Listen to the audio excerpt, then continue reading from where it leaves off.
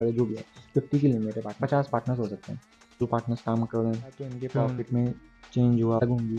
तो आज तक एडमिशन के इवेंट के अकाउंट के इवेंट्स में प्रॉफिट शेयरिंग। अब आगे चलते हैं पार्टनरशिप को समझने के लिए गुडविल को समझने के लिए जो फाउंडेशन चाहिए था वो मैंने आपको बता दिया।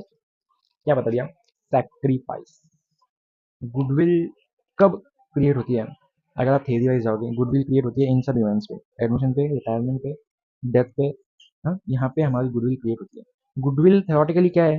गुडविल को बोलते हैं reputation of the firm. Okay, but in partnership goodwill is not reputation of the firm.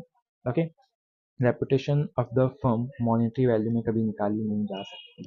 आपने 11th स्टैंडर्ड में जो फर्स्ट चैप्टर है उसमें ये कॉन्सेप्ट सिखाई होगा, monetary transactions and non monetary transactions. तो नॉन मॉनेटरी ट्रांजैक्शन वो है जिसकी हम मॉनेटरी वैल्यू नहीं निकाल सकते, गुडविल वही है ना। एक टेंजिबल एसेट, इंटेंजिबल एसेट भी देखा था। इंटेंजिबल एसेट मतलब जिसको हम टच नहीं कर सकते, गुडविल तो सब फर्स्टली वही है, इंटेंजिबल एसेट है, इसको टच नहीं कर सकते, उसका कुछ ऐसा प्रॉपर एग्जिस्टेंस नहीं है, फिजिकल एग्जिस्टेंस नहीं है गुडविल का। ओके, और इसको मॉनेटरी वैल्यू में भी हम नहीं निकाल सकते। मॉनेटरी वैल्यू में क्यों नहीं निकाल सकते आपको पता ही हुआ। अब मेरी रेपुटेशन क्या है? फॉर एग्जांपल मेरा बिजनेस है, मैं एक गुडविल को कैसे बोलेंगे, एक तो कस्टमर में मेरी गुडविल हो गई कि रेपुटेशन मेरी कैसे, कस्टमर को मेरी क्वालिटी पे और मेरी सर्विसेज पे बिलीव है, और इस बिलीव को ही हम बोल सकते हैं कि ये गुडविल है। लेकिन कौन से कस्टमर को मुझ पर कितना बिलीव है और मेरी सर्विसेज की क्वालिटी पे कितना बिलीव है, ये मैं मेजर कैसे कर सकता हूँ? ओके, तो मनी मेजरमेंट कॉन्सेप्ट के हिसाब से गुडविल को मेजर नहीं किया जा सकता, ये एक नॉन मॉनेटरी थिंग है। ओके, यहाँ पे मनी मेजरमेंट का कॉन्सेप्ट नहीं लगता है। और एक चीज़, इसको कैसे एक्सप्लेन कर सकते हैं? फॉर एग्जांपल मेरा बिजनेस है, मैं मेरी पार्टीज के पास गया माल खरीदने के लिए, एक पार्टी के पास गया, उसको मेरे पे भरोसा है, उसने मुझे 1 लाख का माल उधार पे दे दिया, यानी क्रेडिट पे दे दिया, 2 महीने के क्रेडिट पे दे दिया। ओके, तो मैं क्या बोल सकता हूँ, मेरी रेपुटेशन कितनी है? 1 लाख है। ओके, दूसरी पार्टी के पास गया माल खरीदने के लिए क्रेडिट पे अगेन, उसने मुझे 2 लाख का माल दे दिया। ओके, और उसने मुझे 4 महीने का क्रेडिट दे दिया। अब चलो मंथ्स को जाने दो, पीरियड को जाने दो, 2 लाख का मुझे क्रेडिट मिल गया, 2 लाख प्लस 1 लाख मेरी गुडविल कितनी हो गई? फिर 3 लाख। ऐसे मेजर करते जाएंगे, जितनी जितनी पार्टीज के पास जाएंगे, कोई कैसे मुझे वैल्यू करेगा, कोई कोई कैसे मुझे वैल्यू करेगा, तो मैं कैसे करूँ? मेरी गुडविल 1 लाख है, 2 लाख है, या फिर 3 लाख है, 1 और 2 लाख मिला के 3 लाख है मुझे। तो ये मैं मतलब वैल्यू नहीं कर सकता कौन मुझे किस तरह से बिलीव करता है मुझ पर और किस तरह से मुझे क्रेडिट देता है, मेरी गुडविल क्या है, किसकी नज़रों में मेरी गुडविल क्या है, दूसरे की नज़रों में मेरी गुडविल कुछ अलग है। तो इस वजह से मैं गुडविल को मेजर नहीं कर सकता। ओके, फर्स्टली ये चीज़ तो समझ लो। ओके, तो गुडविल जो इंटरनली जनरेटेड गुडविल है वो कभी भी रिकॉर्ड नहीं होती। और पार्टनरशिप में भी ये जितने भी इवेंट्स हैं, एडमिशन, रिटायरमेंट, डेथ, यहाँ पे गुडविल को एक रेपुटेशन ऑफ द फर्म बोल रहे हैं, तो उस लॉजिक से गुडविल को रिकॉर्ड नहीं करते कि रेपुटेशन ऑफ द फर्म।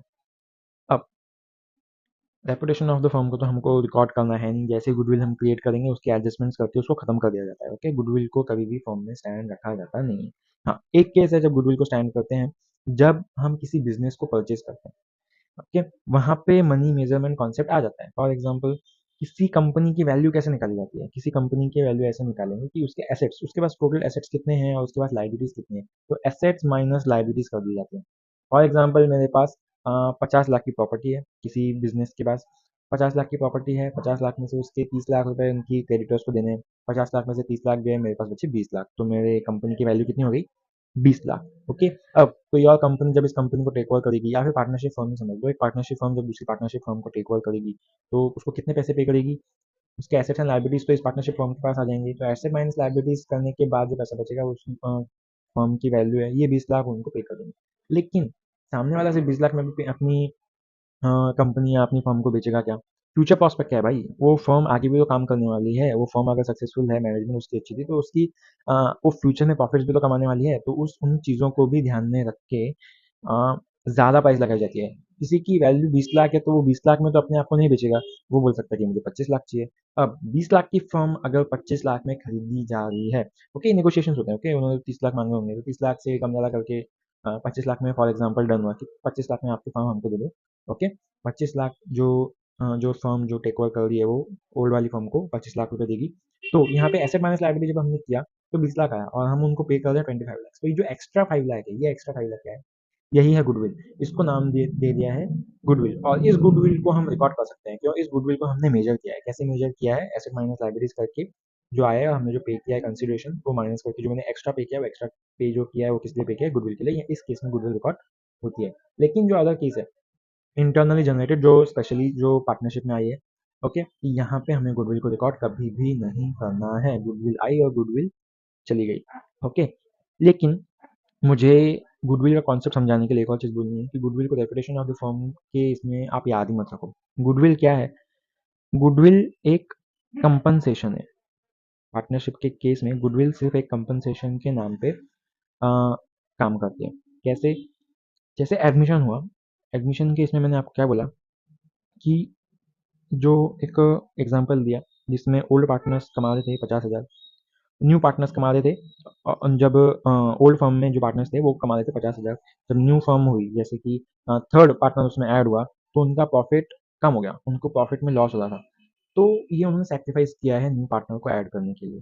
उन्होंने फिर न्यू पार्टनर को ऐड करने के लिए जो भी सेक्रीफाइस किया है, इस सेक्रीफाइस के लिए न्यू पार्टनर उनको कंपनसेट करेगा, ओके।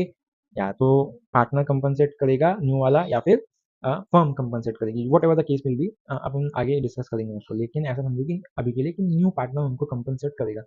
तो ए ने कितना सेक्रीफाइस किया था? 17,000 इस केस में, क्योंकि इक्वल रेशियो था उनका। तो ए ने कितना सेक्रीफाइस किया था? 17,000 सेक्रीफाइस किया था। बी ने कितना सेक्रीफाइस किया था? 17,000 किया था। 17 प्लस 17 34,000। जो सी ऐड होने वाला है फॉर्म में एज अ न्यू पार्टनर वो 34,000 जो एक्स्ट्रा पैसे किसको देगा? ए और बी को। 17,000 17,000 की भाई तुमने मुझे फॉर्म में ऐड किया, तुम्हारा उपकार, ये तुम्हारे 17,000 तुमने मेरे लिए सेक्रीफाइस किया, इसलिए 17,000 तुमको वापस दे रहा हूँ मैं तुम्हारे द्वारा, ओके। उनको जैसे ही उनका कंपनसेशन देगा वो उसको तो वो जाके ऐसा बोल सकता है कि वो कंपनसेशन देगा तो जाके वो उसको एज अ पार्टनर इस फॉर्म में ऐड करेंगे और इस कंपनसेशन को ही बोलेंगे गुडविल, ओके। गुडविल और कुछ भी नहीं है, ठीक है। तो गुडविल के कुछ और पॉइंट्स देखें, गुडविल को कैसे वैल्यू करें, ओके। ये जो 17,000 है 17,000 उसने दे देनी चाहिए क्या, ऐसा बोलते हैं। और 17,000 एक कितने साल का लॉस है? 17,000 तो एक ही साल का लॉस है। अभी एक अगले साल के 1 लाख के प्रॉफिट में उनको सिर्फ एक ही साल का लॉस हुआ। तो ये तो ऐसे बोलेंगे ना कि आज तक जो भी हमने, फॉर एग्जाम्पल ये 10 साल से फर्म में काम कर रहे थे, इन्होंने 10 साल में जो ये बिजनेस चलाया, 10 साल बिजनेस चलाने के बाद अभी इनको एक, वो अभी एक इस्टेब्लिश हुए हैं मार्केट में। अब इस्टेब्लिश होने के बाद, मार्केट में इस्टेब्लिश होने के बाद इनका प्रॉफिट अर्निंग का टाइम शुरू हुआ है, अभी बहुत ज़्यादा प्रॉफिट अर्न करने का टाइम शुरू किया। उस टाइम पे न्यू पार्टनर आ रहा है, न्यू पार्टनर को अभी ऊपर की क्रीम मिलेगी, नीचे जो मेहनत हुई वो मेहनत तो उसको कुछ स्ट्रगल दिखने मिली ही नहीं, सिर्फ ऊपर की अभी उसको क्रीम मिलने वाली है प्रॉफिट की। तो इसीलिए ये सब नेगोशिएशन होंगे। वो बोलेंगे कि 17,000 हम एक साल में नहीं सैक्रिफाइस करेंगे, 10 साल की जो हमारी मेहनत है इसका इम्पैक्ट कितने साल तक पड़ने वाला है? इसका इम्पैक्ट पड़ने वाला है आगे के 5 साल तक, फॉर एग्जाम्पल। तो बोलेंगे कि आगे के 5 साल में हम सेक्रीफाइस कर रहे हैं, सिर्फ एक साल में सेक्रीफाइस नहीं कर रहे हैं। तो आगे के 5 साल का भी गुडविल कैलकुलेट करके वो कंपनसेशन हमको अभी का अभी दे दे, ओके। तो 17,000 फॉर एग्जाम्पल एक पार्टनर का सेक्रीफाइस आ रहा है और उन्होंने आपस में डिसाइड किया कि हमको आगे का 5 साल का कंपनसेशन चाहिए। तो 17 मल्टीप्लाइड बाय 5, जो भी आंसर आएगा 85,000 आई थिंक। तो 85,000 एक पार्टनर को मिलेंगे एज अ कंपनसेशन। और 85 बाय 170, यस। तो 1,70,000 जो सी आने वाला है पार्टनरशिप फॉर्म में वो 1,70,000 एक्स्ट्रा पैसे लाएगा, वो लाएगा गुडविल के, ओके। वो कंपनसेशन पे हो जाएगा ए और बी को, okay. This is concept of years of purchase, okay. गुडविल्स years of purchase, है ना। तो इसको बोलते हैं ईयर्स ऑफ परचेस, ये टर्मिनोलॉजी यहाँ पे यूज हो रही है पार्टनरशिप फॉर्म में, जबकि ये क्या है कि आगे के साल का भी मुझे कंपनसेशन आज का आज ही दे दे। और एक बात, ये जो न्यू पार्टनर है ये क्या बोलेगा? तुमने डायरेक्ट 17,000 का एक अमाउंट पकड़ लिया और इसको आगे से मल्टीप्लाई कर दिया। तुम क्या हर साल 1 लाख का प्रॉफिट कमाने वाले? क्या हो सकता है कि आगे लॉस भी हो? ओल्ड पार्टनर्स क्या बोलेंगे? लॉस क्यों होगा? 10 साल से मेहनत कर रहे हो, अभी आके स्टैब्लिश हुए हैं, अभी तो प्रॉफिट बढ़ेगा, तो प्रॉफिट आगे तो बहुत ज़्यादा बढ़ने वाला है। तो ऐसे नेगोशिएशन के टाइम क्या डिसाइड होता है कभी कभी कि पिछले एवरेज प्रॉफिट के हिसाब से करेंगे। पिछले 10 साल में इन्होंने कौन से साल में कितना प्रॉफिट किया है उसका एक कैलकुलेशन करेंगे। 10 साल में कभी ज़्यादा प्रॉफिट किया होगा, कभी कम प्रॉफिट किया होगा, राइट। तो 10 के 10 साल का एवरेज प्रॉफिट जो भी डिसाइड होगा, चाहे 3 साल का एवरेज प्रॉफिट या पिछले 5 साल का एवरेज प्रॉफिट या फिर पूरे 10 साल का एवरेज प्रॉफिट, तो हम 10 साल पकड़ते पूरे 10 साल का एवरेज प्रॉफिट निकालेंगे। तो पिछले 10 साल का एवरेज प्रॉफिट आया 50,000, 1 लाख नहीं आया, 1 लाख सिर्फ हमने लास्ट ईयर कमाया था। तो पिछले साल का एवरेज प्रॉफिट आया 50,000। एवरेज प्रॉफिट निकालना भी सीखेंगे आगे, आगे पूरे कॉन्सेप्ट में हम डीप में जाएंगे। अभी के लिए सिर्फ एक पिक्चर ध्यान में रखो। हमने अब पूरे साल का एवरेज प्रॉफिट निकाला, तो 10 साल का एवरेज प्रॉफिट आया 50,000, 10 साल का प्रॉफिट आया 50,000। अब वो क्या बोलेगा, इसी 50,000 को कंसिडर करो कि आगे के 5 साल में भी हम एवरेजली कितना कमाने वाले हैं, 50,000 कमाने वाले हैं। तो इसके हिसाब से तुम गुडविल निकालो, यानी इसके हिसाब से मैं कंपनसेट करूंगा। सी बोलेगा, ओके, न्यू पार्टनर बोलेगा कि भाई मैं इसके हिसाब से कंपनसेट करूंगा, ये हाइपोथेटिकल पिछले साल में 1 लाख कमा लिया तो उसके हिसाब से नहीं होगा। ओके, तो इस केस में क्या होगा, 50,000, 50,000 में से वापस से वही 25 अगर हम करें, क्या बोलते हैं, 50% अगर हम करें तो क्या होगा, इसको जाएगा 25,000, इसको बी को जाएगा 25,000, और न्यू फॉर्म में ऐड होने के बाद, न्यू पार्टनर के ऐड होने के बाद कितना होगा, उसके 3 हिस्से होंगे, 3 हिस्से निकालो, 3 हिस्से निकालो, 16,666 या फिर ऐसा होगा। तो अब इनको मैं 17 रखता हूँ, 17 मिलेगा, 17 मिलेगा और 17 मिलेगा फॉर एग्जाम्पल। तो 17 17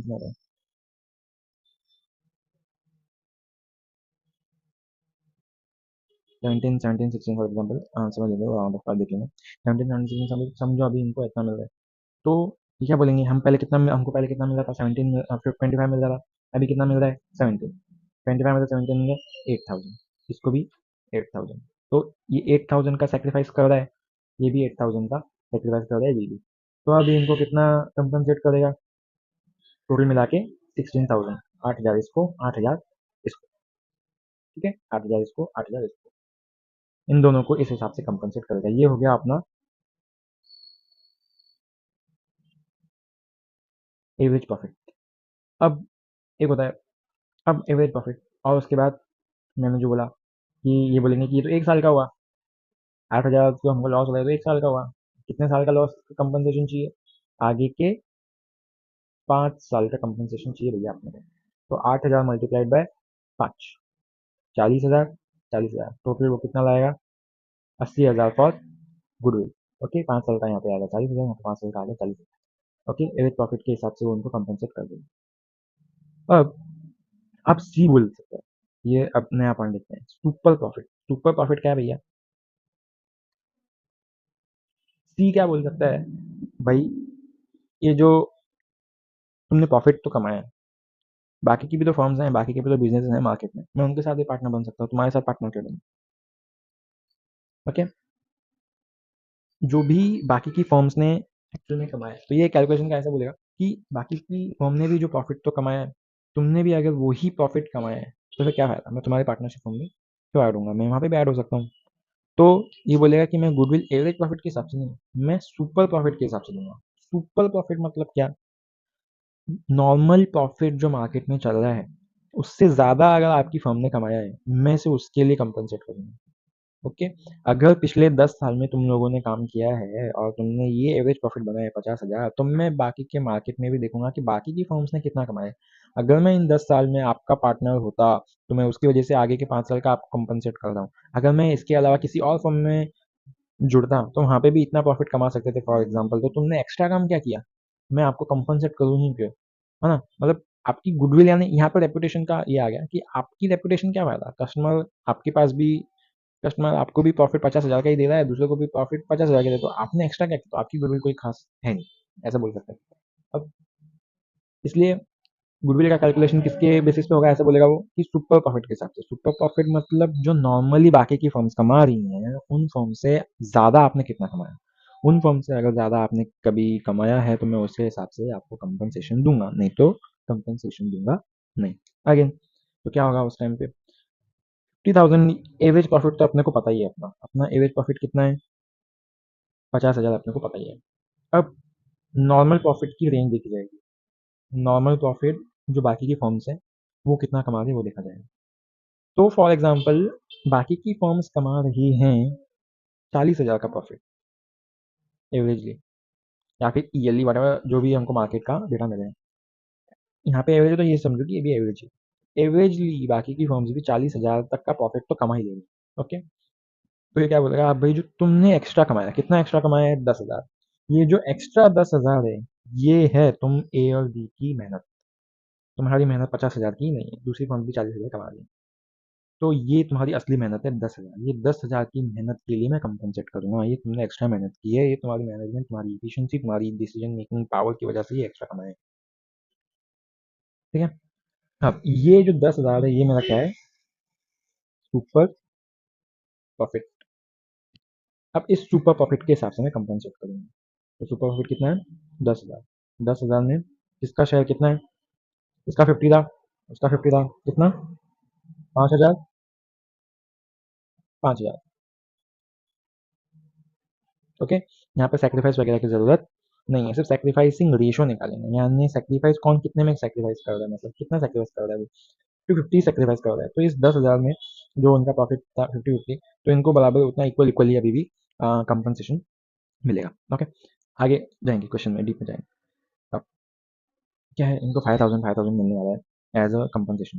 ओके। ये सुपर प्रॉफिट का उनको कंपनसेशन मिलेगा। अगेन इसमें भी वो बोलेंगे कि भाई ये तो 1 साल का है, आगे के 5 साल की मेहनत है। आप आगे के 5 साल का कौन देखेंगे?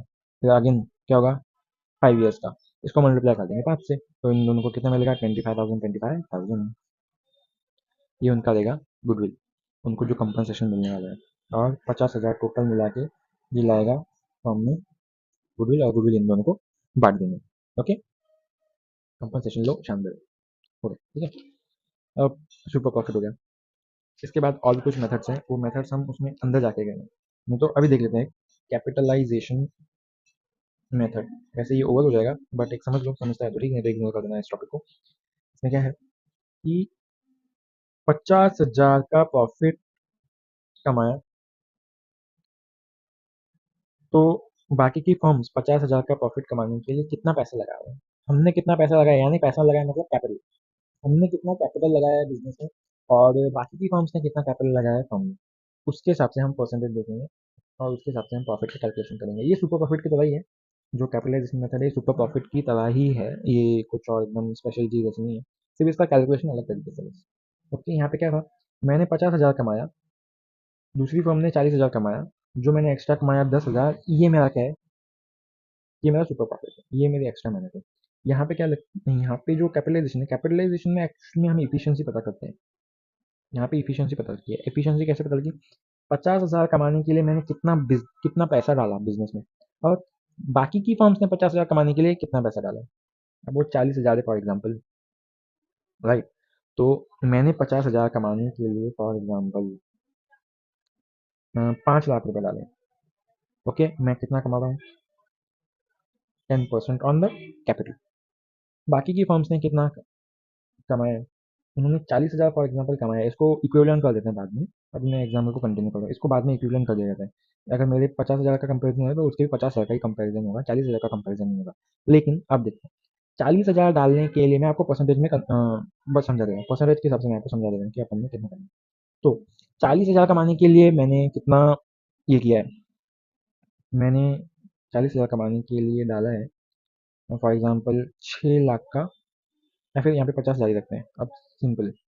अब 50,000 का कैप प्रॉफिट कमाने के लिए दूसरी फर्म ने कितना पैसा डाला है? 6 लाख रुपए डाला है। अब 50,000 कमाने के लिए वो 6 लाख डाल रहे हैं।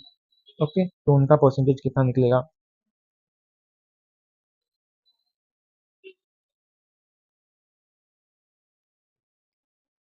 उनका परसेंटेज निकल रहा है 8.33%। यानी कैपिटल के ऊपर वो 8.33% का प्रॉफिट बना रहे हैं। मैं कितना बना रहा हूँ? 10%, यानी मैं कुछ 1.6666% से ज़्यादा कमा रहा हूँ। तो यहाँ पे गुडविल प्रॉफिट के हिसाब से नहीं निकाली जाती, यहाँ पे गुडविल निकाली जाती है कैपिटल में से। ओके। तो इनकी इफिशियंसी क्या है? इनको 50,000 कमाने के लिए 1 लाख रुपए कम डालना पड़ रहा है। ये जो 1 लाख है, ये 1 लाख मेरी गुडविल है। ये किसकी गुडविल है? 1 लाख ये फर्म की गुडविल है, इन दोनों की गुडविल है। अब इस 1 लाख में इनका जो भी शेयर निकलेगा सेक्रीफाइसिंग में, ओके, ये सेक्रीफाइस उनको कंपनसेट करके देगा कौन? सी। कैपिटलाइजेशन मेथड को और डिटेल में जानेंगे अपन। ओके। अभी के लिए इतना ही। तो गुडविल का और प्रॉफिट शेयरिंग रेशियो का आपको ओवरऑल व्यू समझ में आ जाना चाहिए यहाँ से। एंड कल कल हम वापस से प्रॉफिट शेयरिंग रेशियो भी देखेंगे। प्रॉफिट शेयरिंग रेशियो के बहुत सारे सम्स हैं, वो भी सॉल्व करेंगे। गुडविल के भी बहुत सारे सम्स हैं, वो भी सॉल्व करेंगे। बहुत अच्छे से। ओके, बट पार्टनरशिप ओवरऑल यही है, ओके, कि पूरी एक टाइमलाइन है और उसमें शुरू से कुछ 2 पार्टनर्स काम कर रहे हैं फॉर एग्ज़ाम्पल, या 3 पार्टनर्स काम कर रहे हैं, 5 करे, 10 करे, जो भी है, 50 की लिमिट है पार्टनरशिप फर्म को, 50 पार्टनर्स हो सकते हैं। तो इस पार्टनरशिप फर्म में फॉर एग्ज़ाम्पल 2 पार्टनर्स काम कर रहे हैं, फिर उन्होंने किसी एक को ऐड किया, तो उसको ऐड किया तो इनके प्रॉफ़िट में चेंज हुआ होगा, इसके पहले के जो उनकी राइट्स थे, रिस्पॉन्सिबिलिटीज़ थी, वो आगे से अलग होंगी। तो आज तक के जो इनके राइट्स एंड रिस्पॉन्सिबिलिटीज़ हैं, उनके हिसाब से हम पूरा कैलकुलेशन करके कंपनसेशन उनको दे देंगे, या फिर उनको कुछ एक्स्ट्रा रहे तो उनसे कंपनसेशन हम ले लेंगे। इन इवेंट से, तो इन इवेंट्स की अकाउंटिंग करनी है, एडमिशन के इवेंट की अकाउंटिंग करनी है, रिटायरमेंट के इवेंट की अकाउंटिंग करनी है, और डेथ के इवेंट की अकाउंटिंग करनी है। और इन सारे के सारे इवेंट्स में profit sharing ratio and goodwill का पॉइंट आने ही वाला है।